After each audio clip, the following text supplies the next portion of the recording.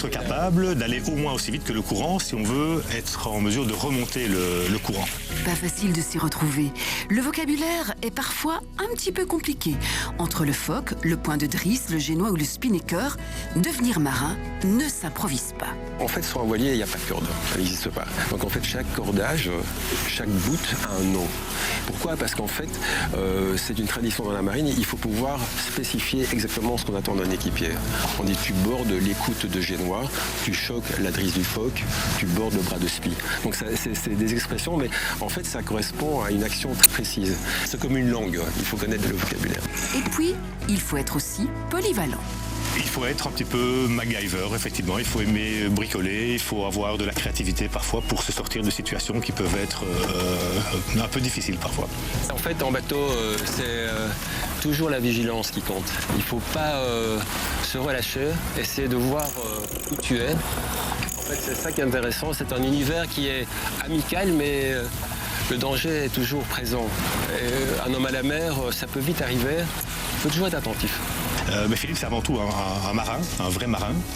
Une des premières choses qu'il m'a apprises, c'est s'il y a beaucoup de vent dehors, on ne sort pas. Si on est dehors et qu'il y a beaucoup de vent, on doit être en mesure d'assumer, d'être capable de faire face au vent. Ceci étant, à trop voir la météo, le marin reste au bistrot. Hein, donc il faut aussi trouver le juste milieu. Allez, c'est pas l'homme qui prend la mer, c'est la mer qui prend l'homme. Tous les marins le diront. La voile, c'est avant tout une question de passion. Pour moi, la voile, c'est vrai que c'est ma passion. C'est une passion partagée, mais c'est aussi un outil d'équilibre. Oh là, ça donne envie de prendre le large. Ah oui. Rendez-vous avec l'équipe de Keltan tout à l'heure à 12h45 sur la Une. Il sera question de notre bon vin belge.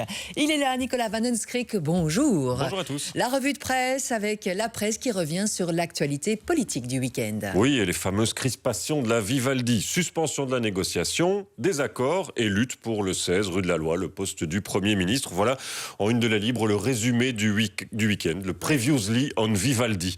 2 jours pendant lesquels la négociation a surtout tangué. On parlait de bateau, vous l'avez vu. Même pas né, dit la Libre, Vivaldi lutte déjà pour sa survie. Les 2 préformateurs doivent cet après-midi normalement se rendre chez le roi, rappelle l'Avenir.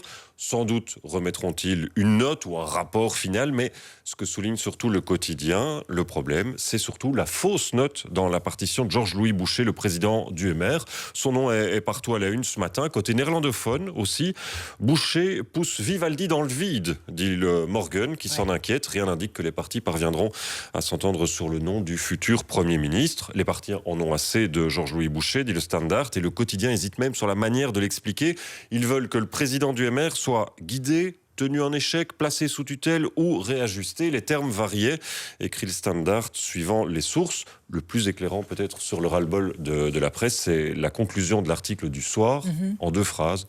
On en est là, 16 mois après les élections de mai 2019. Ça n'avance pas très vite. Ça n'avance pas très vite. À la Une, on ne voit que lui, c'est un nouveau champion cyclisme. Oui, tout à fait. La presse le salue. Tadej Pogačar, le Slovène qui a remporté le Tour de France. Un champion est né, dit le soir.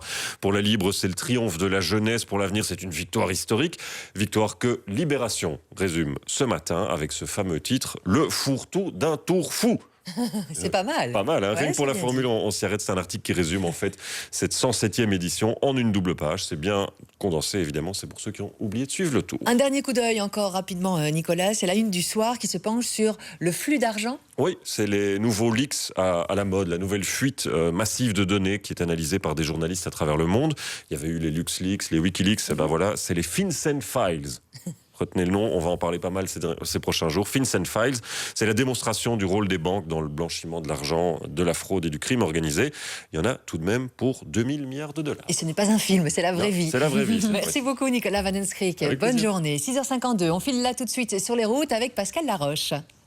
Oui, alors je vous annonçais 2 accidents là tout à l'heure, eh bien c'est terminé. Donc le premier c'était du côté de Senef sur le 19 en direction de Mons, c'est terminé. La chaussée est libre aussi sur le 40 que vous avez sous les yeux à hauteur de Crisnay en direction de Bruxelles. Bonne nouvelle, donc pas de souci majeur à vous signaler pour le moment, mais un petit peu de monde sur le 42 dans la zone de chantier entre Verviers et Baptiste dans les 2 directions. Et puis sur le ring de Bruxelles, ça se densifie aussi un tout petit peu pour le moment, notamment entre Grand Bigard et Wemmel vers Zaventem et même dans l'autre direction également, et aussi à hauteur de Wezenbeek-Open en direction du carrefour Léonard. tard. Le rappel en ce qui concerne le TEC de ces perturbations, c'est la SNCB, c'est pas le TEC, je me trompe tout le temps. C'est donc ces perturbations entre Tamines et Charleroi-Sud. La circulation est interrompue à cause d'un problème en gare de Châtelet. Prenez vos dispositions évidemment. Du côté du temps, eh bien, il va faire beau aujourd'hui. C'est une belle journée en perspective. Le temps va rester sec et ensoleillé. Il va faire beau jusqu'à demain inclus. Après, à partir de mercredi, c'est l'arrivée de l'automne. Alors, le soleil sera bien présent d'ailleurs dès les premières heures du matin, dès que le jour se lève et le ciel sera totalement dégagé. Un beau soleil dans un ciel bleu. Voilà ce qui nous attend. Côté température, eh bien, les thermomètres vont afficher des minimales aux alentours de 8 heures, comprises entre 6 et 11 degrés. Cet après-midi, pas de gros changements en ce qui concerne la couleur du ciel. Ça sera toujours très très lumineux avec un beau soleil pour tout le monde. Et côté température pour cet après-midi, eh bien, les maxima seront compris entre 19 et 26 degrés. Très rapidement, on prend des nouvelles de la journée de demain. La journée de demain qui ne veut pas apparaître, tout simplement pour vous dire eh bien, que c'est demain qu'on aura encore une fois une belle journée en perspective avec beaucoup de soleil. C'est un copier-coller de la journée d'aujourd'hui tout simplement. Mais à partir de mercredi, eh bien, ça se gâte.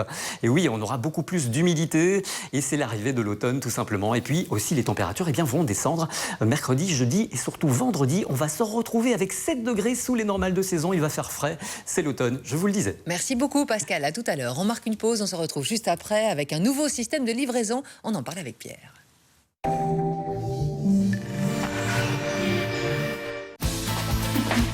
Les enfants grandissent si vite et les jouets qu'ils ont tant aimés finissent oubliés dans un coin. Avec Vinted, on peut vendre des jouets en Belgique et à l'étranger pour leur donner une seconde vie. Vendre, c'est simple. Prenez une photo de l'article que vous souhaitez vendre.